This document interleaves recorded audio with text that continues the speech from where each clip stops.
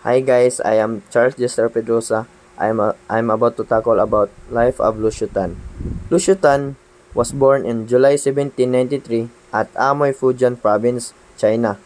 Is a Chinese-born Filipino entrepreneur who headed such as companies as a Fortune Tobacco Corporation, Asia Brewery Incorporated, and Philippine Airlines Incorporated.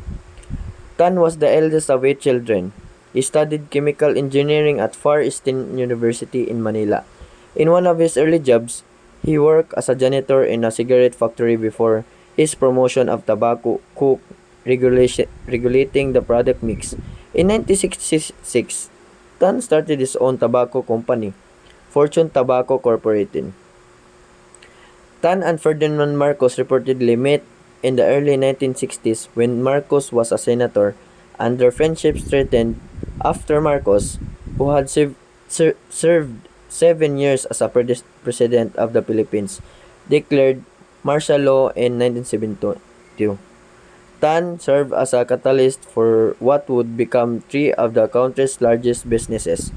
When his Fortune Tobacco Corporation allegedly received tax breaks, it was able to beat its rivals. In 1977, Tan acquired the insolvent General Banks and Trust, later renamed Allied Banking Corporated, for a pittance, and 3 years later he launched Asia Brewery Incorporated.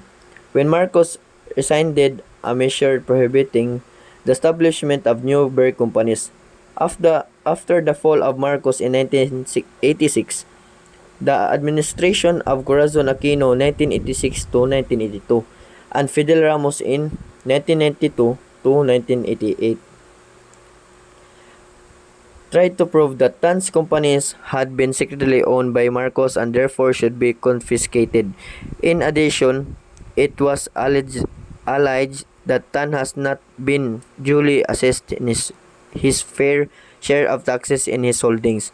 In 1992, unbeknownst to the Aquino government, Tan secretly financed the winning bid that secured the purchase of the newly privatized Philippine Airlines Incorporated PAL. In 1995, he became chairman of that airline. As the owner of PAL and head of the Fortune Tobacco Corporation, which by 1996 commanded nearly 75% of the Philippine market, and with an estimated net worth between 1 billion and 8 billion, Tan was considered the richest man in the Philippines. He was virtually untouched by an ongoing government probe into the legitimacy of his operations. Accused of tax evasion and other unsavory business practices that dated back to his association with Marcos during the 1960s and 1970s. He avoided conviction when a Philippine Supreme Court ruling found that the Tax Bureau had prosecuted the matter in a proper manner. In 1996, he won ruling control of PAL, and the House of the Representatives approved a bill that favored tax breaks for her beer and cigarette concerns.